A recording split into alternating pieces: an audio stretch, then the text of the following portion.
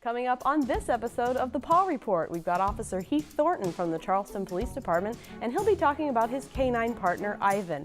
We'll find out all about what Ivan's job is and what kinds of things he does to help the police department. Stay tuned, that's coming up next on the Paw Report.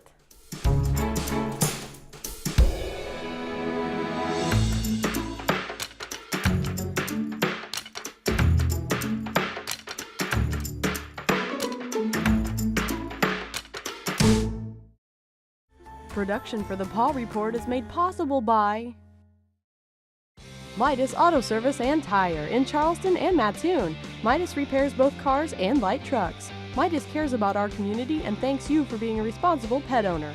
You deserve the Midas touch.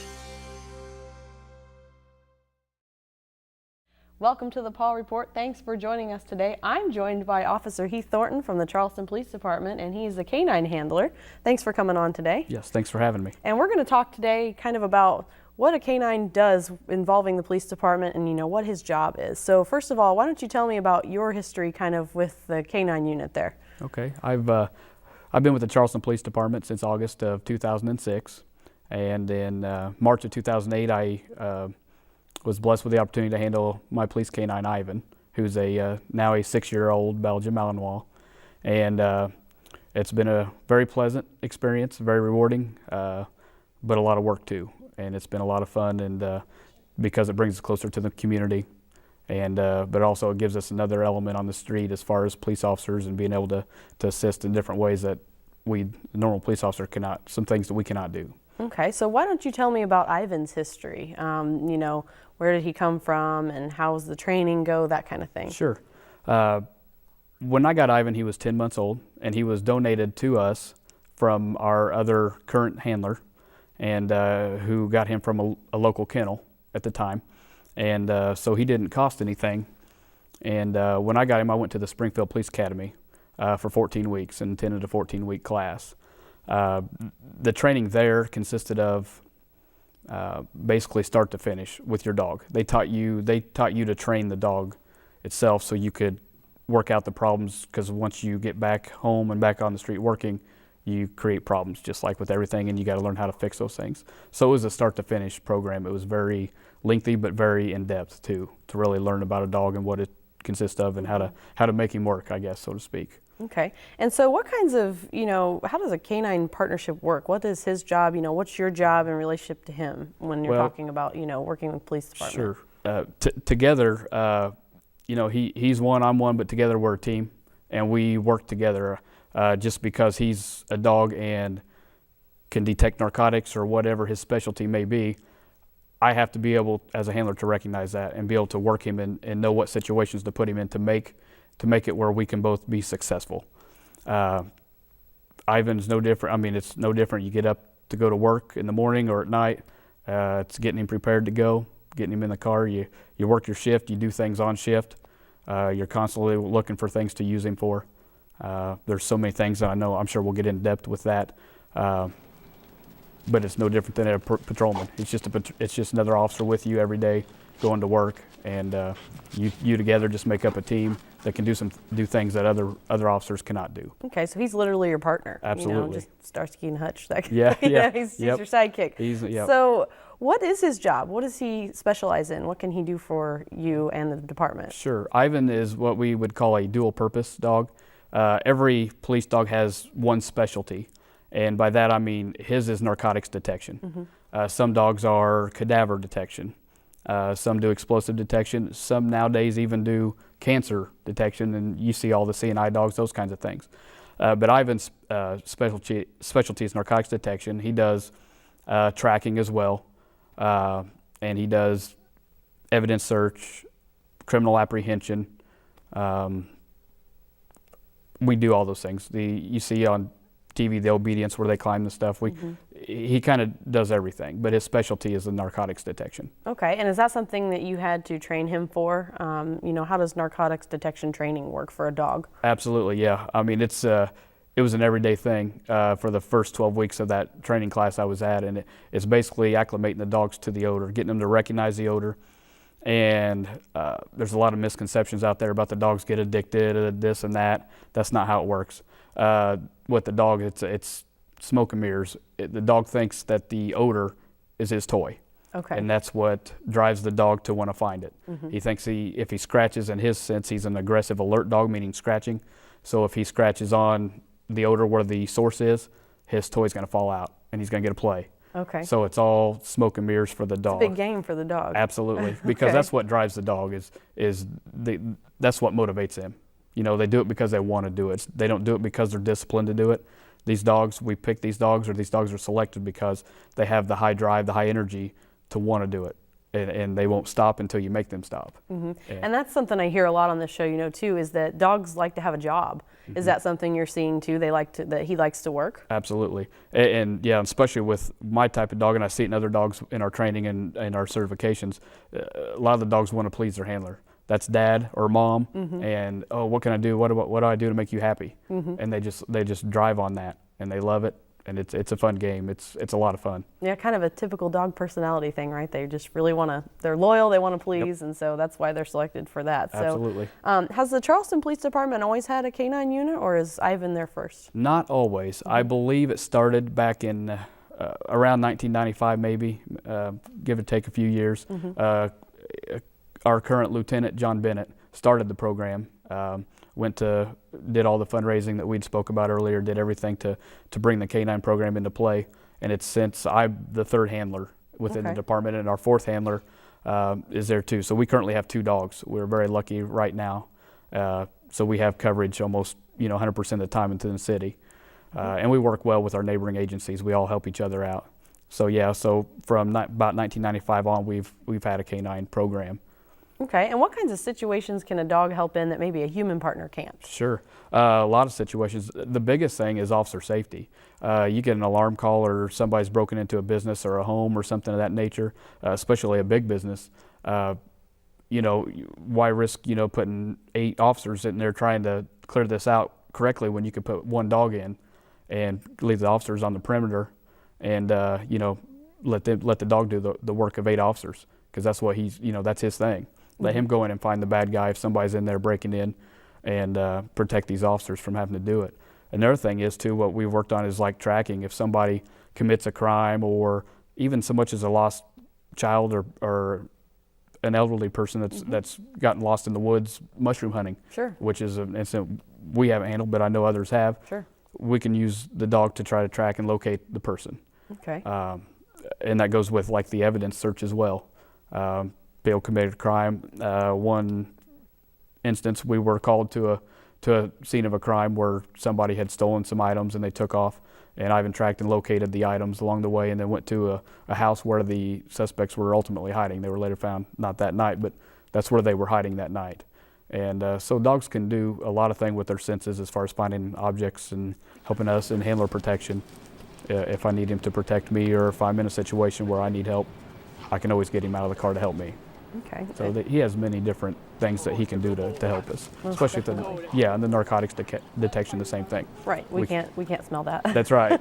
Not usually. Not always. Not always. There's some things we can smell pretty well, but most of the time, if your dog can detect that, and the courts have deemed that probable cause to search the vehicle and get in there and find the illegal substance, whatever it may be, in the vehicle. So right, dogs have a little more acute smell to them than we can do. So. Absolutely. Is this dog, always on?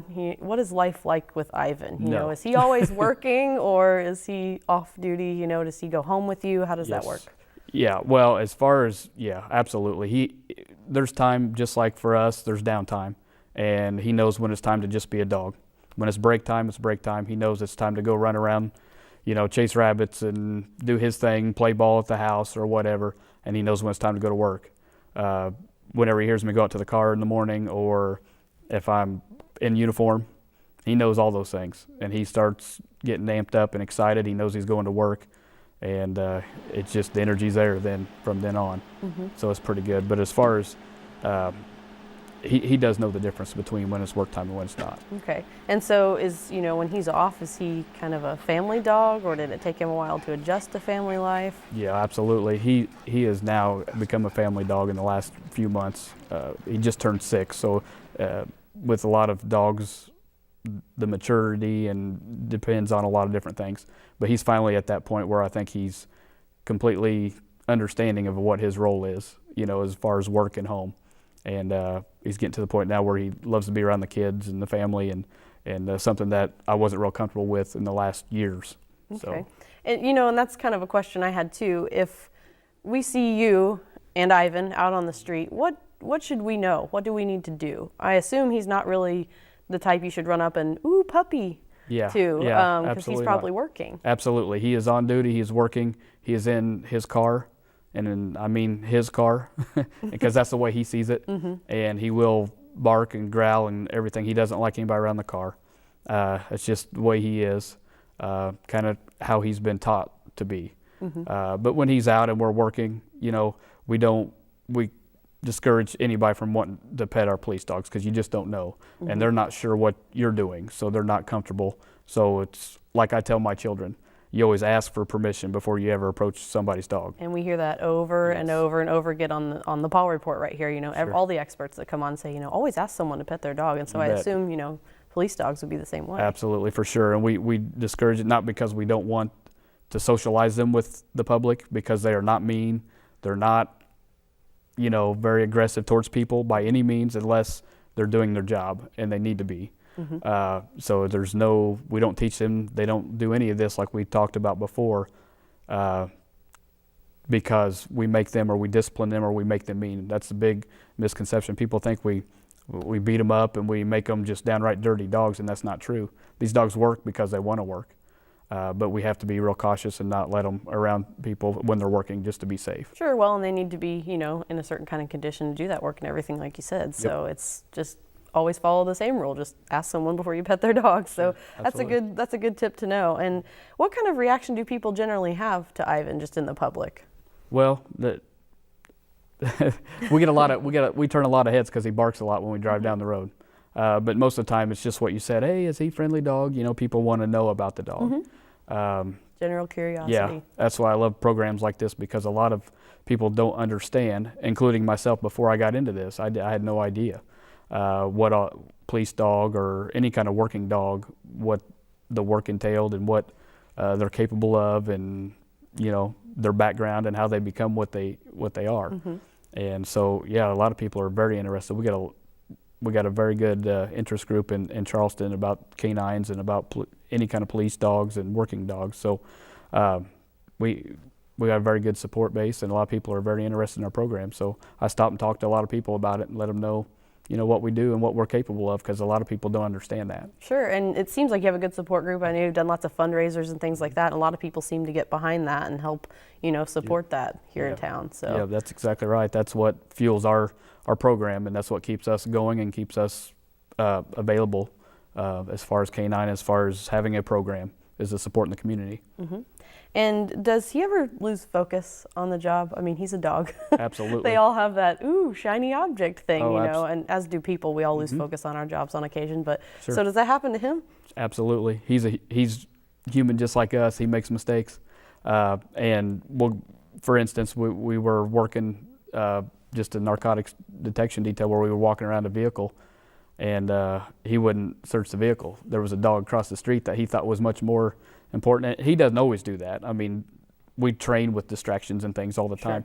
But that night he wasn't going to search. He wanted to do something else. And that's just the way they are. It's just like you or I, just like children. They lose focus from time to time, and you got to kind of get their mind right, so to speak. But sometimes they just won't work, and sometimes you have bad days, and you just kind of, put it up and end on a good note and try again the next day. And that's how we all are, I mean, Absolutely. I guess like you said, he's your partner, so it's just like working with another person. We don't all have great days. So that's it's interesting to hear that, he's still a normal dog too, and just like people. So do you do your job any differently with the dog than you would if you had a human partner? I know you said he has advantages, that people don't have, but is there anything you have to do differently because you have the dog? Well, you just have to be aware of your surroundings all the time. You got to be aware where you park the car, what you do, because you don't want somebody parking and putting the exhaust running into your back window, or near a fire scene, or anything where you get blocked in, or where he would inhale a bunch of smoke, or any chance where you expose him to being, in any kind of danger. So you got to look at those things. Just like when we go into a business or a house that we can control, we try to do a protective sweep first to make sure there isn't needles or any kind of chemicals that are set out. We try to always do a protective sweep for the dog to make sure he's going to be safe working in that environment. Just like you would for people, just Sure. make sure it's safe for everybody. So are there any disadvantages to working with Ivan? I know there's a lot of advantages, Sure, but is there ever absolutely. anything you think, man, this would be a lot easier if I didn't have to have the dog? Oh yeah, absolutely. There's times when you're like, oh man, I wish you were at home. Certain details where you're trying to be stealthy or quiet or whatever. He's not tactically trained to be quiet when I tell him, and there's reasons for that. But yeah, there's times when it's like all the extra work, the hours, the coordinating demonstrations and training dates and searches and certifications. I mean, there's a lot of extra work that goes into K-9 that goes unnoticed. Nobody really thinks about it. I know I certainly didn't until I got fully involved in this. But the rewards outweigh the work. You take so much enjoyment. You enjoy it so much that you forget about all the work that goes into it. So for me, yeah, there's times when you're like, I wish you were home for this because you're driving me nuts, or we got to go do this when I could just go Do that something without else. you, right? Absolutely. But ultimately, when looking back at it, I love having a partner, and I love having him with me, and I just know that I've got backup when I need it instantly, and I know that I've got an advantage on working the street that other guys don't have, so I've got the benefit of doing extra things if I need to, depending on what the time calls for. And I assume that there's ongoing training and certifications. You mentioned that a minute ago. So are you always having to work on that? Always. We train 1 day a month at least. A lot of times it turns into more than that, and we try to do something every shift that we work. We try to go out and do some kind of evidence search or track or narcotics work or obedience every shift. We try to document at least 16 plus hours of training a month. We have to certify with our narcotics detection standards set by the state of Illinois currently once a year. And we also have to certify, we train to the standard of the United States Police K-9 Association, which USPCA, and they're known nationwide, and they've set the standard through the court system that it's acceptable. And we certify through them once a year through the Police Dog 1 trial. To show our credentials. Okay. And are these dogs mainly German Shepherds? I know there's been Labradors. You mentioned that they're kind of all kinds of dogs. What kind of dog is Ivan? He's a Belgian Malinois. Belgian Malinois. Okay. And so are they typically those dogs, and why is it those breeds that are chosen? Well, those are the most common. And the Malinois is basically in the Shepherd family. They're a little bit slimmer, probably, but they're very similar. They're basically the same thing. The main reason we use those mostly, especially here in the Midwest, is because of their ability to withstand the temperatures, the hot and the cold, and their size, their trainability, athletic ability that they have. They just fit everything that we need from them, and they do a very good job being that size and being able to withstand everything. Because we'll go one day where one part of the year it's -3 and we'll be called to do a track, and there's some days when it's 105 degrees heat index and we're called to do a track. And the dog, although those things will play a part in it, the dog still, if he can stay focused and we can keep him healthy during those times, they can certainly do it on both. Okay. And do some departments have dogs while others don't? And is there a reason for that? I think the biggest reason is probably financial, but most of your K-9 programs are supported by the community. So a lot of them, like our program, is supported. Like you mentioned, we had a couple of fundraisers, and that's how we pay for most all of our expenses with our dogs.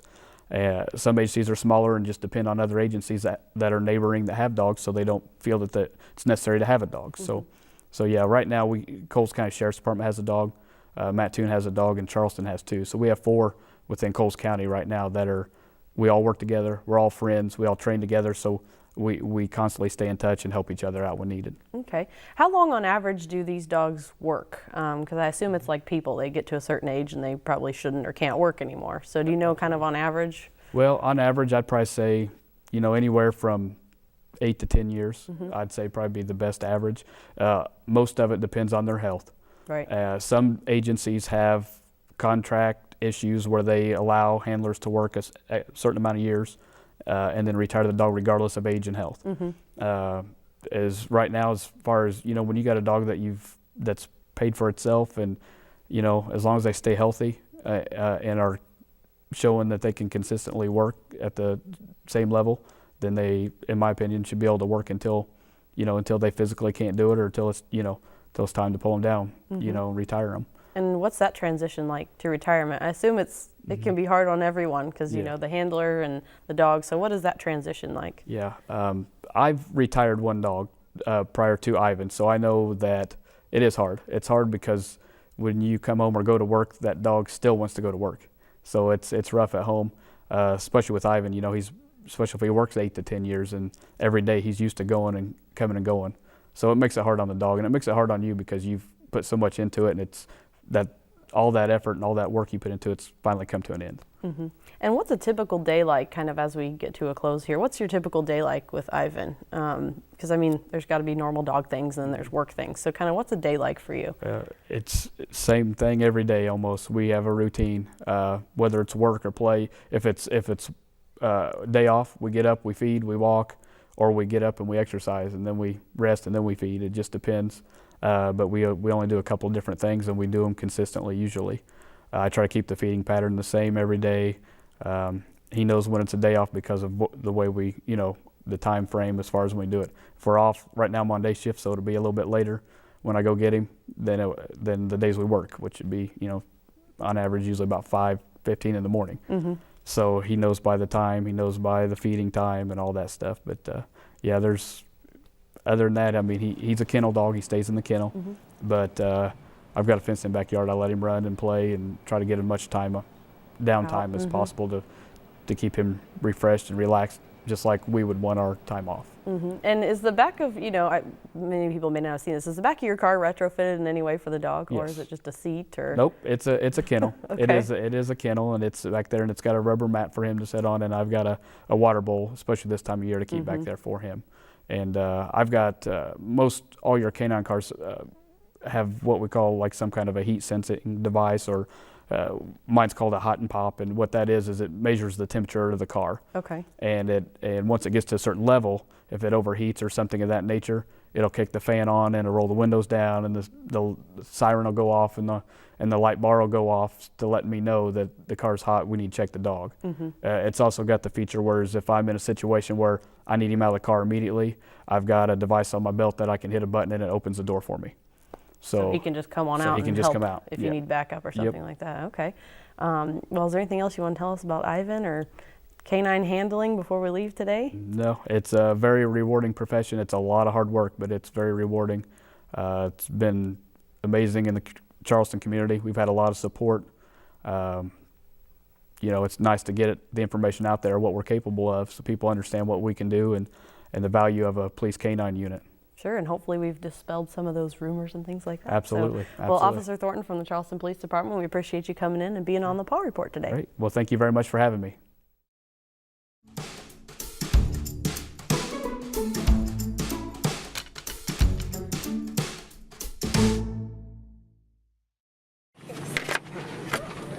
Meet Tampa Red. Flapping those flippers is a good sign. She's healthy. Her name comes from where she was nursed back to health, Tampa, and red for the red tide that almost killed her. Now it's time to send her back home. Got her okay? Yeah. Good girl. Good girl. Spectators dreaming big for her return to the Gulf. I hope that she, finds friends and family, and she lives. Volunteers hoping she'll have a family of her own. Maybe in a couple years start nesting. We should know where she ends up thanks to this transmitter glued onto her shell. Should stay on for a couple years. As she grows and her scoots, the parts of her shell grow and fall off, then the transmitter will eventually fall off. But Tampa Red's big moment in the spotlight was quickly eclipsed when a masked bandit snuck behind the distracted crowd. And he stole my wallet and went into the bushes.